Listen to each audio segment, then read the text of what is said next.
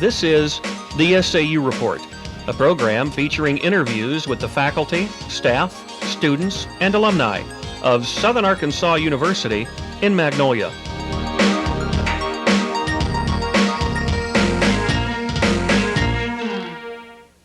Welcome to this edition of the SAU Report. I am Doreen Durham. And I am Anastasia Theodoridou. Our guests today are Dr. Velma Jones, coordinator of the Supplemental Instructions Program, and Dr. Skelton, chair of Theater and Mass Communications Department. Both of you have many years of experience as English professors. What are some of the changes of the quality of the students' writing? Has it become better or worse?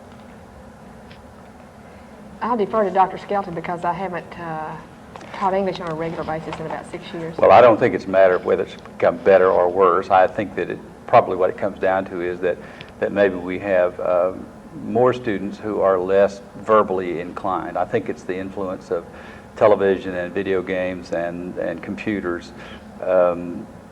Whereas bright students used to always read a lot, now they do a lot of video work, and so there are not as many, I think, who are as good a writers as there were.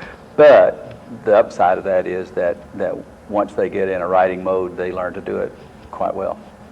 You mentioned computers, Dr. Skelton. Do you think the computerized assets such as spell check and grammatic is kind of cheating to a certain degree for students?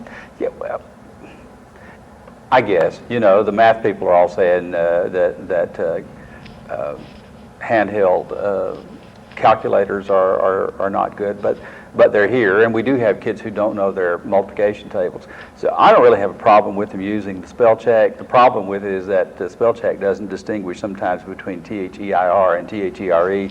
So, you know, those homonyms sometimes come out wrong yet, but I don't have a problem with it. Do you approve of the internet being used to search and find term papers? I understand some students in different colleges, not saying this one, but in different colleges, have found term papers that other students have written, and then they just load the whole thing down and print it out and put their name on it. Do you find that at all? Yeah, well, of course, I think that's terrible, and I don't know how much that is done here. I know that it is done, and I'm sure that some of our students have done that sort of thing. And the only thing that I can say is that there's no way you can police it. There's no way that you can really tell. But if the students don't have any more self-respect than that, well, I don't know. They've got a lot left to learn. Mm-hmm. Well, education is very important. I believe so. And do you feel that in nowadays students don't think education is fundamental? Do you feel discouraged or disappointed according to the way they view education? Well, one of my thoughts on that is that many students want it like they want their fast food through the drive-through window. They have that fast food mentality, and they want it piping hot and extra crispy, and as soon as possible, with the least amount of effort, and they take the same view toward their education, and I'm afraid that in the long run they'll find that they've shortchanged themselves. I think that's true, really true, because they want to take a course and have it, and they don't realize that writing or anything is a process that you construct over a period of years. They think, go take the course and now you have it all. Mm-hmm. So yeah, I think you're right. In overseeing the supplemental instruction of the students, through the years, have you found that you still have about the same amount, the percentage-wise, of students needing this type of help?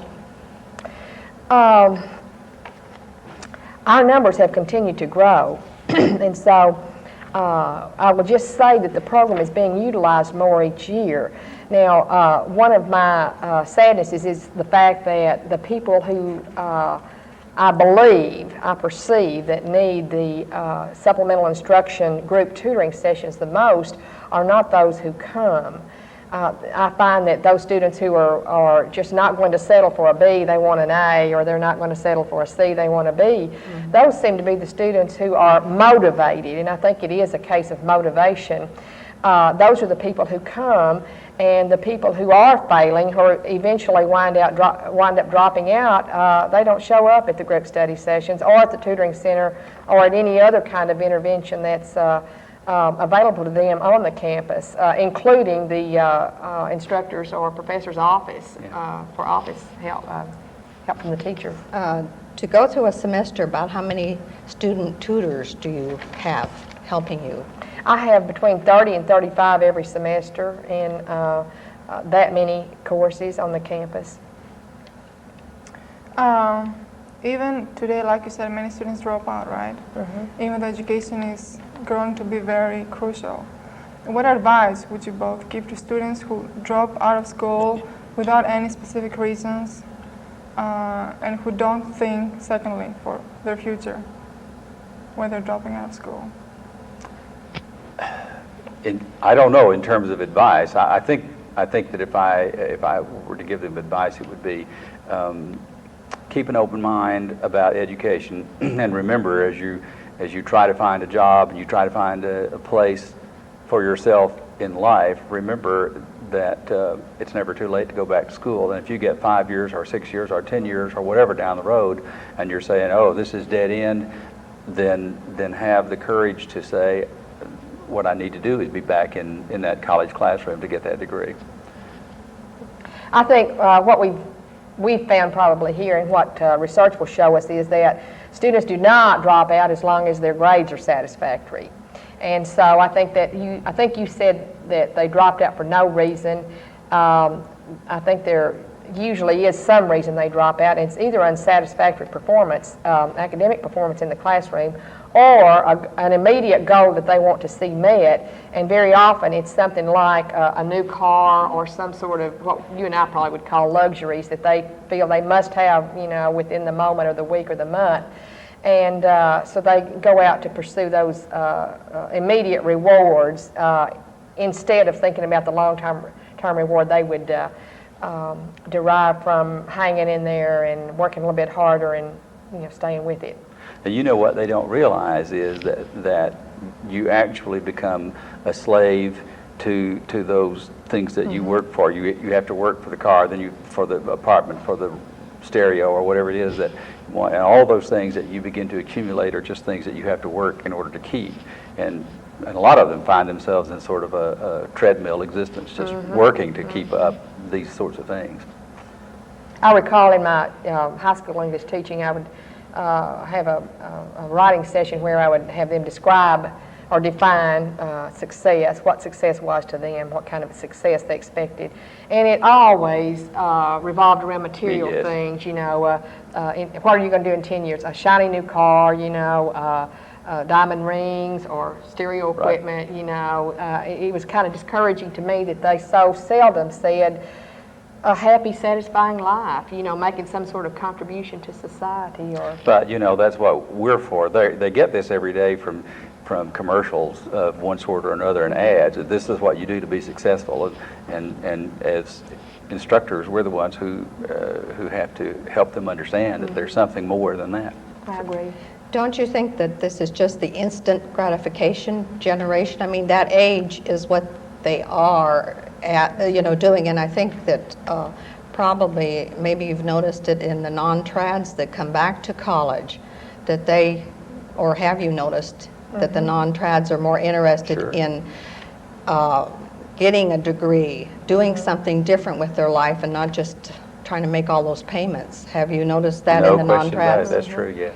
Yes, and probably the number one problem we see among young people today, and I've had them even admit it, is, and it relates directly to instant gratification, is the drug and alcohol problem, and the teenage pregnancy. And both of those are, of course, directly related to immediate gratification, something that makes them feel good immediately, and they fail to think about the long-term consequences of the behavior that they're involved in at that time. I've really thought for a long time that we would probably have better students if it's at 18 after high school, instead of coming straight to college, they spent 2 or 3 years in the services or in some sort of doing something other than high school, then come at the age of 21 or 22. I think we'd have students who were a lot more motivated and have a lot better idea of what they wanted out of life. Dr. Jones, you teach English, I believe? in I the, teach freshman seminar here at the upward university. no, for the Upward Bound. I have not done You that have not in done that. about 3 or 4 years. I was wanting to have the Upward Bound explained. That's what I was Okay, interested. the Upward Bound program, and I'm working Uh-huh. there as an intern this summer in counseling, is a program for what we call disadvantaged students in high school, grades 10, 11, and 12. Disadvantaged meaning that they probably would not come to college or probably would not succeed in college, probably would not graduate. And so they are exposed to 8 weeks during the summer of academic and social enrichment. They take 2 major trips because some of them have never maybe been to a museum, been to a theater production, just lots of things that a lot of us take for granted they've never experienced. And so these students have this intensive 8-week program, and then they come on the campus about 5 Wednesday nights per semester for 3 hours of mostly academic work during the fall and spring semester. And on the campus this summer there are 55 of those students. And they have drama, they have computers, they have journalism, algebra, those courses, and they're supervised very closely, and especially their academic work is supervised. And it's hoped that this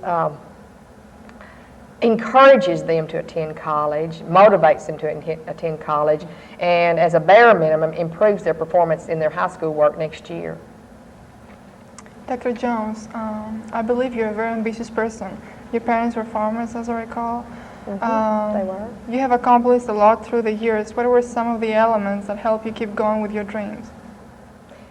Of how I kept going with my dreams, okay? I worked very hard growing up on a farm. You know, we were milking cows and all those things. And my first job was in a restaurant, and I made 25 cents an hour. And I made slaw, we made hamburgers, we made nickel ice cream cones, and that speaks to my age that we won't mention. And so somewhere around there, I decided that there had to be an easier way of making a living, I said, you know.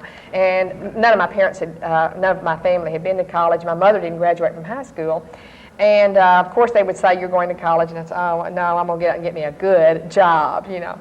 And then I realized that it probably was going to take that education to reach those dreams.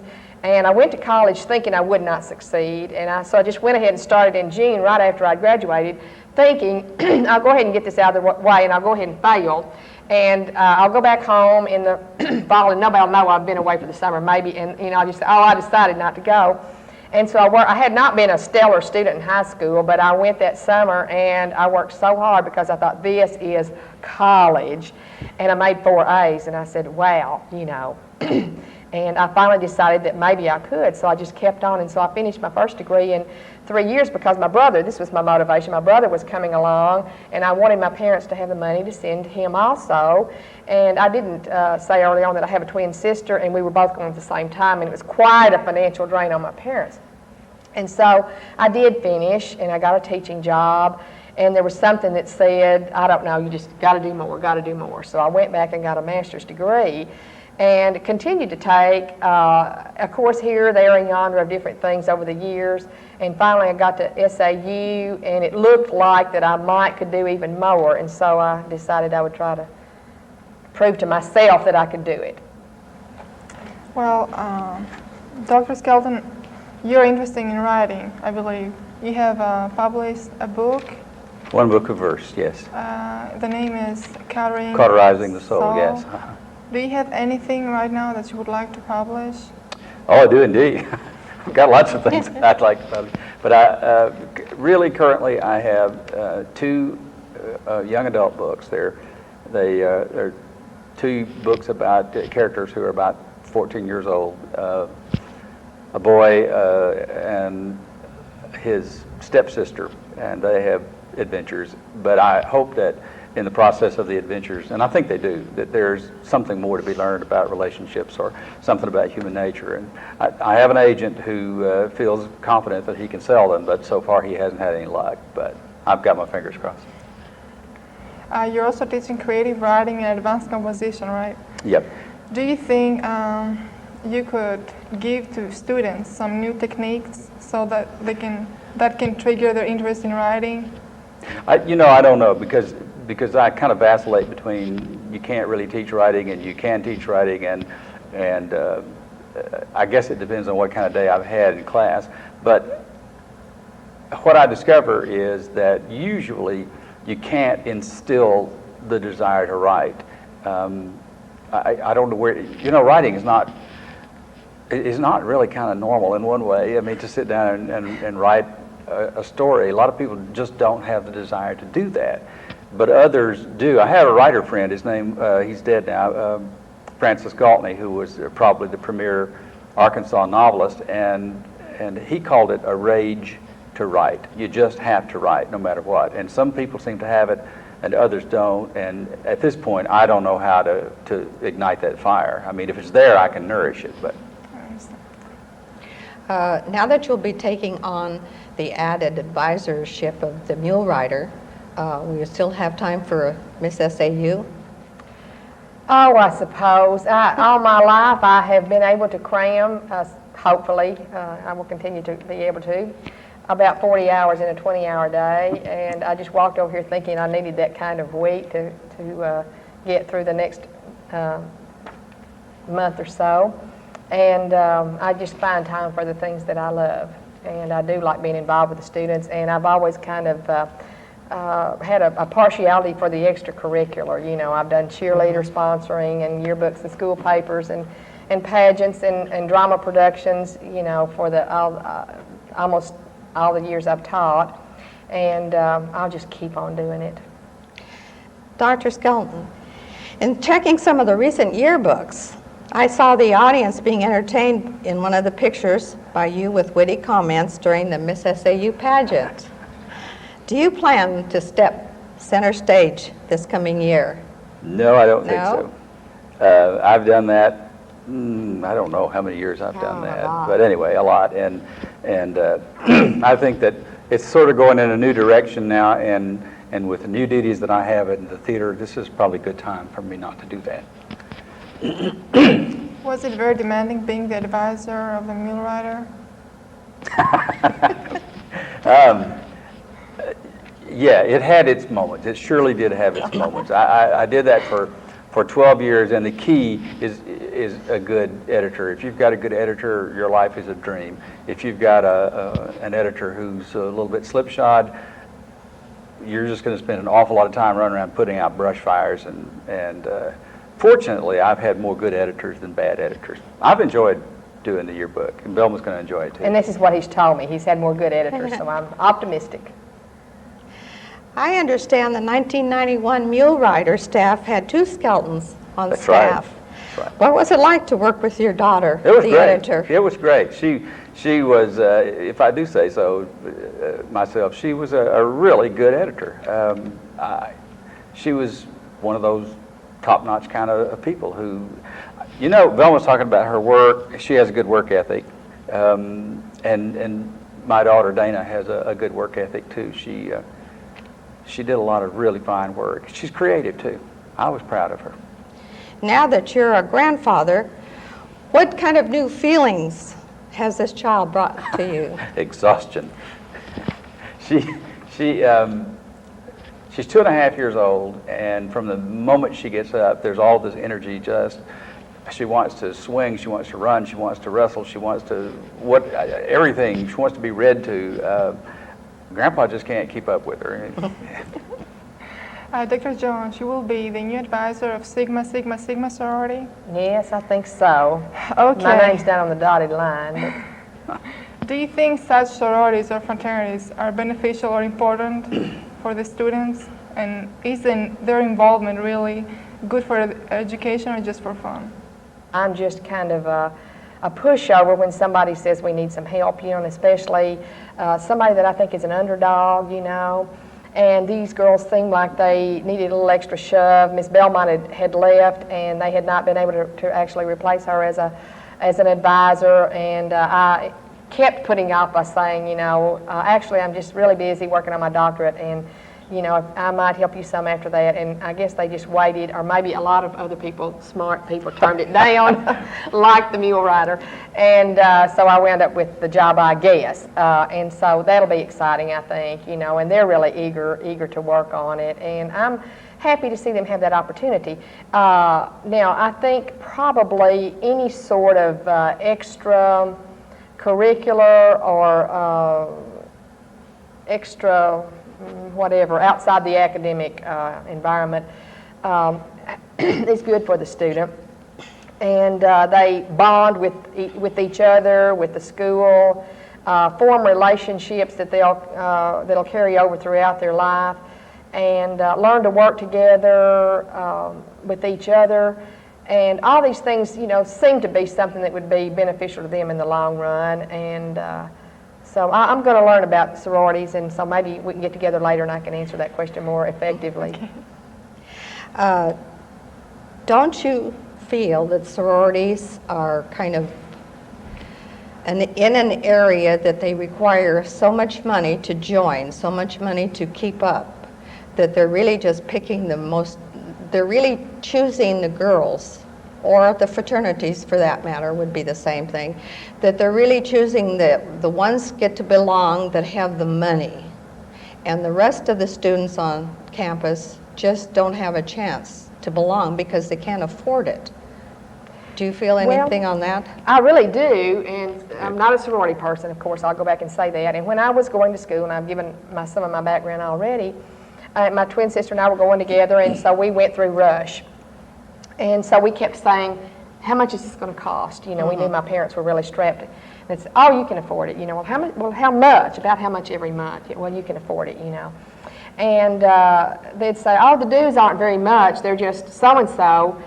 But, you know, if we really get in a bind, we assess everybody. And it's, well, how much, you know?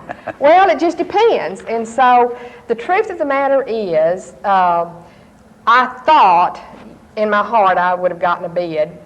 And the bids went out, I believe it was like midnight Friday night, and you got it tucked under your door. And my sister and I just decided that we'd go home on Friday afternoon, and we did. And a secondary part of it, I don't like the part that says, okay, I'm this, X, Y, Z, and you're PQR. And so I'll just kind of, you know, I won't wear your color, I won't even put on red or whatever it is, and that's my favorite color to wear. Or, you know, we cannot be friends or work together very closely because, you know, that part of it that I saw in my years, the 60s, I didn't like. But also the biggest thing was the financial thing. And so I hope, Doreen, that that's not the case. I kind of am maybe afraid that it still is the case on campus. And so it kept me from becoming involved. And, you know, like I told Anastasia, thank you, okay. I kind of think it could have been beneficial for me. Mr.? Well, I joined the fraternity as an undergraduate at Phi Lambda Chi, and I'm the sponsor, one of the sponsors for Phi Lambda Chi on campus. And I'll freely admit that there are some downsides to the Greek system. And I think it's much worse on a larger campus. If you go to like Fayetteville, or it's really bad because it's much more social there than it is here. Money-wise, it was the same way when I was an undergraduate. I had a job, on-campus job. I earned 50 cents an hour. In the summers, I worked at Dean's Milk Plant, and it was always hunt and scratch for money. And we got assessed, and we paid our dues, and I did what I could. The bottom line on it is there's some snobbery, there's some exclusion, but there are some good things about it too. It helped me a great deal. And it helped a lot of other kids, I think, to learn to be responsible and to learn some social skills. And it adds a great deal to the campus community in terms of competition and the color that goes on during homecoming and that sort of thing. So I think there's an upside and a good side to them. Do you have any more goals to accomplish? I know a person never really stops dreaming. Would you like to share them with us? Okay, I'll start. Yes. Everybody thought I was finished with college, you know. I know. They came to my graduation in May and they said, oh, it's over, you know. And they called about the next week, actually the first week in May, and said, what are you doing? I said, oh, I'm taking this class, I'm doing this internship, and so I am still involved. And what I had done was begin a master's in counseling some time back, and I don't like to leave anything unfinished. So I said, this is kind of ridiculous. I just lack this internship in a course or two, so I will, I'm finishing that certification in licensure. And next 5 weeks I'm going to be teaching 2 counseling courses, Intro to Counseling. And who knows after that, but I have dabbled in watercolor, and there are many things here on the SAU campus that I still want to take, you know, and I took Dr. Skelton's class one summer in short stories because I hadn't had that, and I'll never quit. That's very good.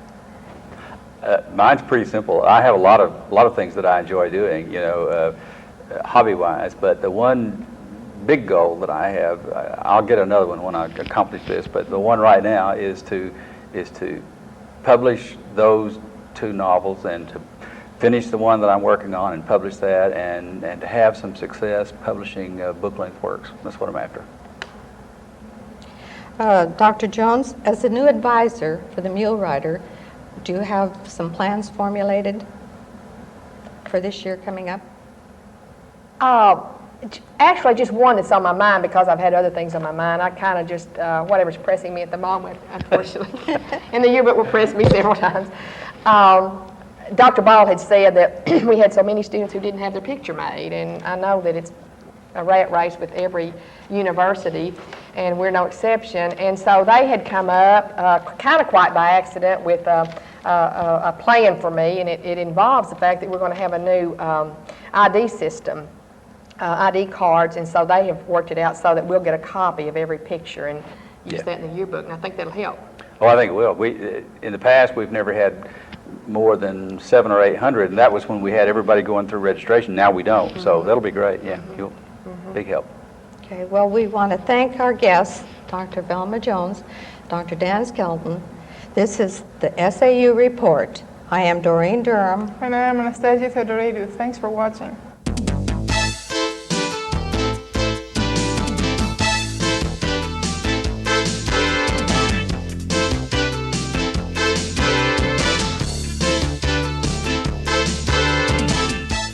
The SAU Report is a production of broadcast journalism students in the Department of Theater and Mass Communication at Southern Arkansas University in Magnolia.